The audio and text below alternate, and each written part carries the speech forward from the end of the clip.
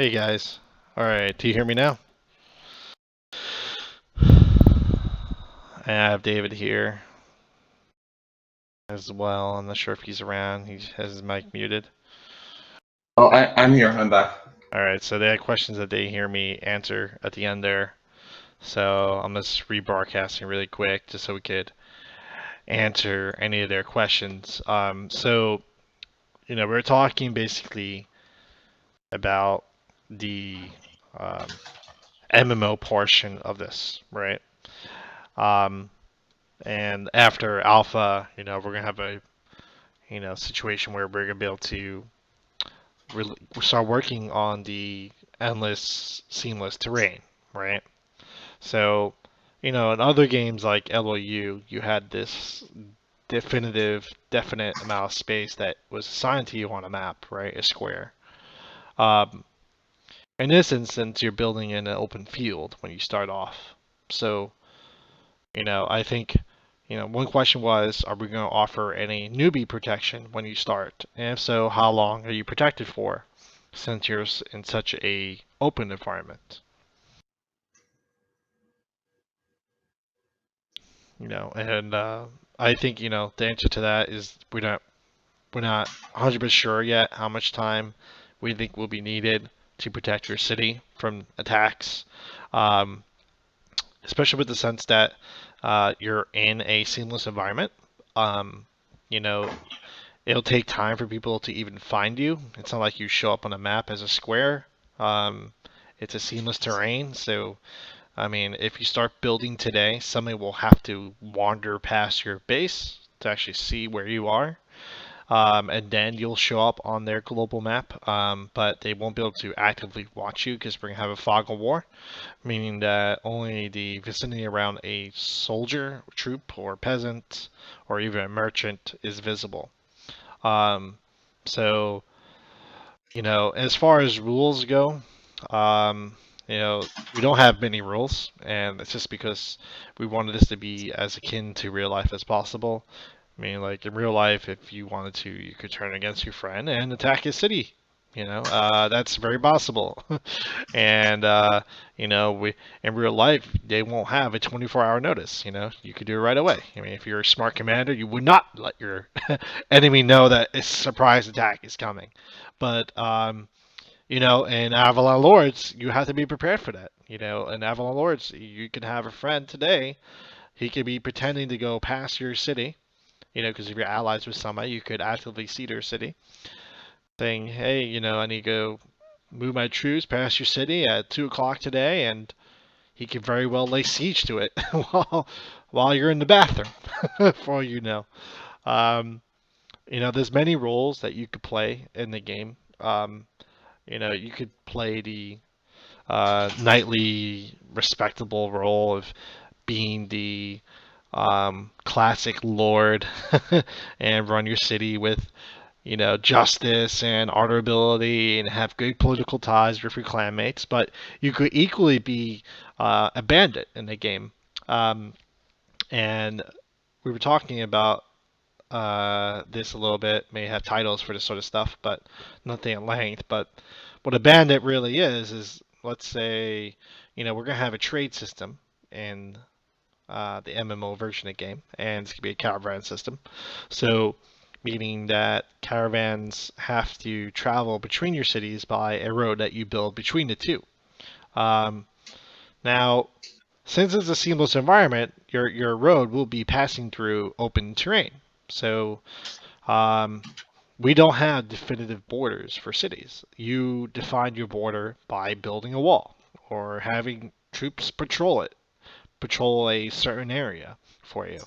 That is how you define your city's boundaries. It's just like real life. This because we're not gonna give you a set square just because you put a building there. You have to govern your land. So that's one thing, right? You could, when I go back to the bandit part, now that I'm saying that you're in open terrain, if somebody were to stumble along your city, and discover you have a trade caravan going, they can easily set up troops along the road and sack your caravans as they pass. That's very easy to do. You'll get notifications that your caravans are being attacked. But whatever you were transporting back and forth between your cities on a whatever timely basis you want it will be captured by those bandits. So I mean you could play any sort of role in the game. So it's why we want to keep rules to a minimum because I think without rules the possibilities grow. Um, and the more restrictions we add, um, while it may provide some sort of order control in the direction we want to go, you know, I think we want this game to be organic, meaning that anything can happen. It's your duty to try to figure out how the game runs. There's gonna be end game goals, but who knows? You guys may never get there. If the server breaks out into utter chaos and there's anarchy everywhere and everyone's going to war, that could very well happen. But I truly doubt it because what's going to end up probably happening on a server that's heading towards the end game is there going to be you'll see strong political alliances showing up, strong leadership, strong alliances forming because probably the biggest asset to this game is not playing solo. Right, the more you play solo, it's fun. You're gonna play a bandit from here to there, but you're never gonna win the end game that way.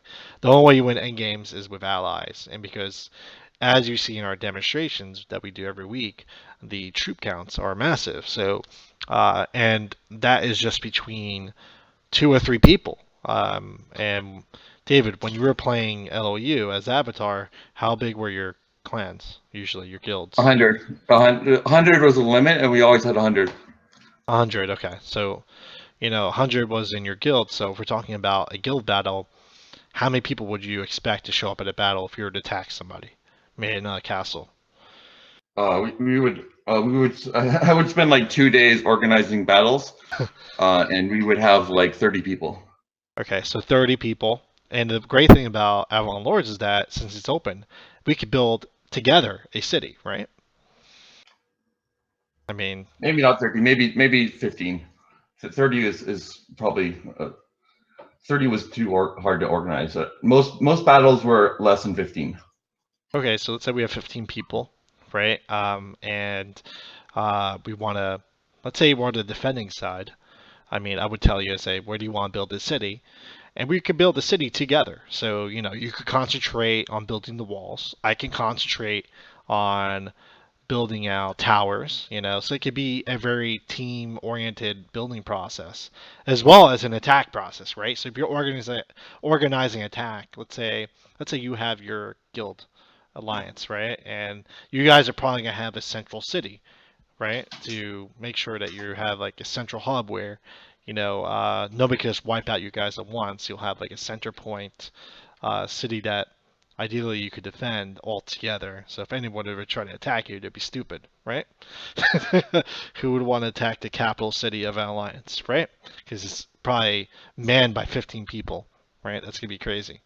But what I'm imagining is these battles that are gonna be happening for endgame scenarios. Let's say I don't know, a portal opens up or the citadel, and you have to fight for it. Let's say that's one of the goals. I can imagine a guild like your own, right, will gather 15 people, build out massive amounts of squads, and advance in different directions against a equally sized alliance. So um, no, I think that's exciting, and the fact that there are no rules besides the end game goals means that you can do anything in between, right? I can sabotage your caravans and start messing up your supply lines. Um, you can send your troops whichever way you want. It's open terrain, so you could go over mountains very slowly if they're traversable.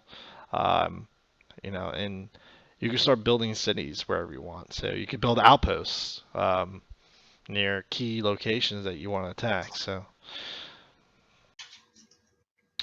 I don't know, I think that's sounds like it's gonna be a lot of fun. I think to me it sounds like if I were to be playing by myself, I didn't know who's playing with me. I think starting off that very first day may be very scary because I don't know where anyone is. I don't know where I am.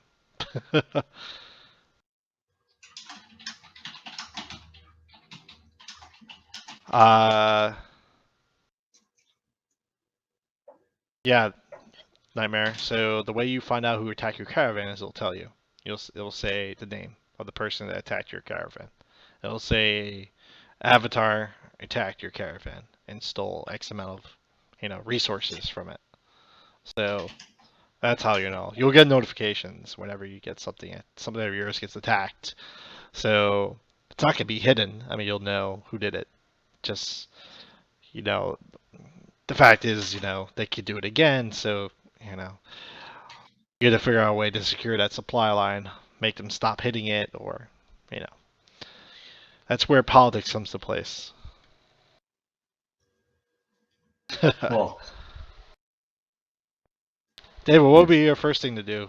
Since you've been playing Avalon Lords now a little bit as you've been developing it, if it wasn't a seamless world, what would you do first? Well, first thing you do is always diplomacy. You build alliances. You try to make sure that you don't have people attacking you right away, and then you build up the gold mines because we need gold, and just work the economy until you have some threat. Yeah, agreed. Gold seems to be the big one here, as far as a resource so far. Uh, does anyone else have questions for David?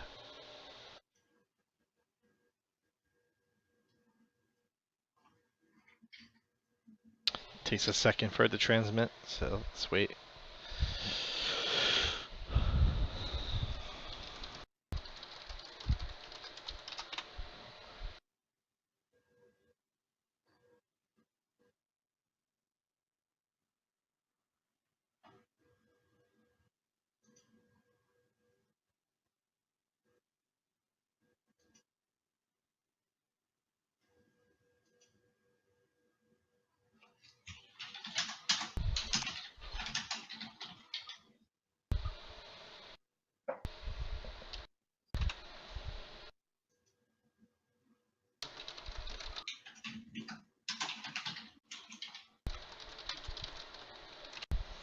All right, I think that's it.